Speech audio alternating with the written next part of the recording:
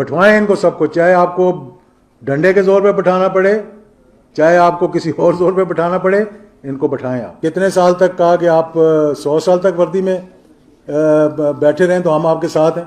کہا گیا تھا کہ نہیں کہا گیا تھا؟ نظریاتی طور پہ میری اور سرداری کی مخالفت ہے, لیکن ذاتی طور پہ ہماری بڑی اچھے مطلب رابطے بھی ہیں.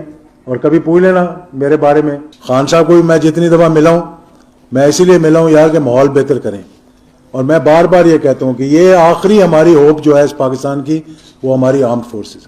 آج صبح میں ایک وزیر کی پریس کانفرنس سن رہا تھا, وہ کہتے ہیں کہ اب عمران خان کو کبھی واپس نہیں آنے دیں گے. میں کہا یار تھوڑی سی تاریخ ہی دیکھ لو ملک کی. وہی محترمہ تھیں جن کو کہتے تھے کبھی نہیں آئیں گی, وہی نواز شریف تھا جن کو کہتے تھے کبھی نہیں آئے گا, اور اب وہی عمران خان ہے جس کو آپ کہہ رہے ہیں کہ جی اس کو نہیں آنے دینا, باقی جو مرضی آئے. میں اسٹیبلشمنٹ سے بھی کہوں گا, میں جوڈیشری سے بھی کہوں گا کہ اپنا اپنا کردار ادا کریں. یہ جو بجائے اس کے کہ فلاں پہ ہم نے کانٹا لگا دیا یا فلاں پہ کانٹا لگا دیا, جاز الحق پہ کانٹا لگا, وہ کانٹے سے کام نہیں چلے گا بھائی, بیٹھ کے بات کرنے سے کام چلے گا. جو حالات ہیں اس ملک کے وہ ڈو اور ڈائی والے ہیں. یعنی جب ایک ڈیفنس منسٹر کھڑا ہو کر کہہ دے, اس سے بڑا تو ہوتا کوئی نہیں ہوتا میرے خیال میں دیکھا جائے تو, کیونکہ وہ ڈیفنس منسٹر ہے, سارے آرمڈ فورسز اس کے انڈر آتی ہیں اگر کاغذی طور پہ دیکھا جائے تو, ویسے میں نہیں کہہ رہا. تو وہ کھڑا ہو کر کہہ دے کہ ملک ڈیفالٹ کر گیا تو پھر کیا رہ جاتے. اور میں یقین کریں کہ جو حالات میں دیکھ رہا ہوں, آپ الیکشن بھی کروا دیں مار دھاڑی ہوگی اس میں. اکانومی ویسی خراب ہے, 5000 کنٹینر کھڑے ہوئے ہیں پورٹ کے اوپر, ان کو چھڑانے کے لیے ہمارے پاس پیسے نہیں ہیں. پھر کہتے ہیں جی اعجاز الحق بات کرتا ہے, تو مجھے کہتے ہیں جی کہ آپ جب بات کرتے ہیں تو یہ اکانومی کے بارے آپ نہ کریں. وزیر دفاع کے تو اس کی کوئی بات نہیں, مطلب 1.8 ارب روپے تو نہیں تھے, غداری کا الزام لگا دینا میرے پہ یار کہ آپ جھوٹ بول رہے تھے. ملک کے اندر اس وقت کیا انتشار کی ضرورت ہے یا اتفاق رائے کی ضرورت ہے؟ اور میں اتفاق رائے کے لیے, ایک اچھا ماحول پیدا کرنے کے لیے, میں آج سے نہیں کوشش کر رہا, میں 5 مارچ سے کوشش کر رہا ہوں, جب سے یہ سارے معاملات شروع ہوئے تھے. اس کے بارے میں آپ لوگوں کو بھی پتہ ہے, دوستوں کو بھی پتہ ہے, خان صاحب کو بھی میں جتنی دفعہ ملا ہوں میں اسی لیے ملا ہوں یار کہ ماحول بہتر کریں. اور میں بار بار یہ کہتا ہوں کہ یہ آخری ہماری ہوپ جو ہے اس پاکستان کی, وہ ہماری آرمڈ فورسز. اگر اس کو ہم متنازع بنا دیں گے تو میں آپ کو یقین سے کہہ رہا ہوں اس وقت جو حالات ہیں اس ملک کے وہ ڈو اور ڈائی والے ہیں. یعنی جب ایک ڈیفنس منسٹر کھڑا ہو کر کہہ دے, اس سے بڑا تو ہوتا کوئی نہیں ہوتا میرے خیال میں دیکھا جائے تو, کیونکہ وہ ڈیفنس منسٹر ہے, سارے آرمڈ فورسز اس کے انڈر آتی ہیں اگر کاغذی طور پہ دیکھا جائے تو, ویسے میں نہیں کہہ رہا. تو وہ کھڑا ہو کر کہہ دے کہ ملک ڈیفالٹ کر گیا تو پھر کیا رہ جاتے. ہم نے تو صرف یہ کہا تھا کہ معاملات کو ٹھیک کریں آپ. تو اس بارے میں دیکھیں اور بھی غلط فہمیاں بڑی ہوئی ہیں. میں یہ بڑے دکھ کے ساتھ یہ بات کر رہا ہوں. ایک زمانہ آیا تھا کہ لوگ کہتے تھے اب محترمہ کبھی اقتدار میں نہیں آ سکتی, لیکن وہ اقتدار میں آئی نا. کس نے کمپرومائز کیا؟ کمپرومائز ہوا نا. اس کے بعد ایک زمانہ آیا, لوگوں نے کہا جی نواز شریف صاحب اور بے نظیر دونوں اقتدار میں نہیں آ سکتے.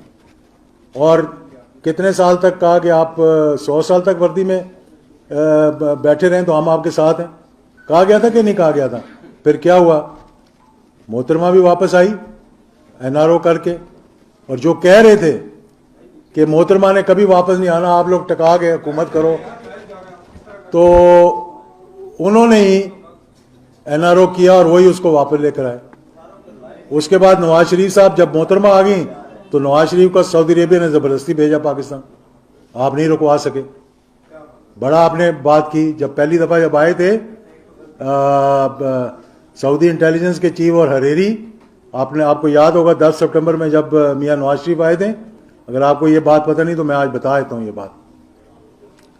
اس وقت انہوں نے کہا تھا کہ سعودی ایک ہی سوال پوچھ رہے ہیں کہ اگر اس کو لے کے جانا ہے واپس, نواز شریف کو واپس بھیجنا ہے, تو کیا محترمہ آئے گی؟ یہ گارنٹی دی تھی اس وقت کی صدر پاکستان نے کہ وہ نہیں آئے گی. جس دن محترمہ لینڈ ہوئی, اس کے بعد کراچی میں دھماکہ ہوا, اس کے بعد پنڈی میں وہ اللہ کو پیاری ہو گئیں. مطلب جس دن وہ لینڈ کی اس دن سعودی عربیہ نے کہا کہ اب یہ بھی جائے گا واپس, تم روک کے دکھاؤ. 5 مرتبہ ہمارے وزیر خارجہ کو بلایا جو بہانے کرتا رہا, اور آخر بلا کر انہوں نے کہا کہ واپس جاؤ, اور بڑے پروٹوکول کے ساتھ بھیجا واپس. تو آپ کس طرح روک سکتے ہیں؟ آج صبح میں ایک وزیر کی پریس کانفرنس سن رہا تھا, وہ کہتا ہے کہ اب عمران خان کو کبھی واپس نہیں آنے دیں گے. میں کہا یار تھوڑی سی تاریخ ہی دیکھ لو ملک کی. وہی محترمہ تھیں جن کو کہتے تھے کبھی نہیں آئیں گی, وہی نواز شریف تھا جن کو کہتے تھے کبھی نہیں آئے گا, اور اب وہی عمران خان ہے جس کو آپ کہہ رہے ہیں کہ جی اس کو نہیں آنے دینا, باقی جو مرضی آئے. تو میں یہ کہنا چاہتا ہوں کہ بات اتنی سی ہے کہ کانسٹیٹیوشن ہے پاکستان کا, اس کے اندر کہا گیا ہے 90 دن, اور میں یقین کریں کہ جو حالات میں دیکھ رہا ہوں, آپ الیکشن بھی کروا دیں مار دھاڑی ہوگی اس ملک کے اندر. مطلب 1.8 ارب روپے تو نہیں تھے, غداری کا الزام لگا دینا میرے پہ یار کہ آپ جھوٹ بول رہے تھے. سیدھی سی بات ہے. ہم کیوں حصہ بنے اس چیز کا جو کہ پاکستان کو, میں سمجھتا ہوں کہ ہم پاکستان کو نقصان پہنچانے کی کوشش کریں.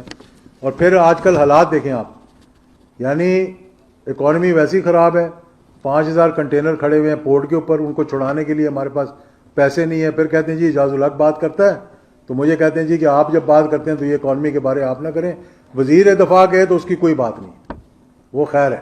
بعد میں اپنی سٹیٹمنٹ جتنی مرضی چینج کرتے رہو, ایک دفعہ جو ڈز ہوگی وہ تو ڈز ہوگی نا. جو گولی نکل گئی اس کو واپس تو نہیں لائیں گے نا, نئی گولی ڈالیں گے آپ اس کو بندوق کے اندر. پھر بلوچستان کے اندر جو ہو رہا ہے آپ دیکھیں اس پہ. میں کہوں گا چیف جسٹس سے بلوچستان کے بھی اور یہاں کے بھی, اپنا سپریم کورٹ کے بھی, کہ خدا رہا اس پہ سو موٹو نوٹس لیں. لوگوں کے دل دکھ رہے ہیں, لوگوں کی, ہماری مائیں بہنیں ہیں وہ جن کے ساتھ زیادتی ہو رہی ہے. میں نہیں کہتا کس نے کی ہے کس نے نہیں کی, آپ سو موٹو نوٹس لیں.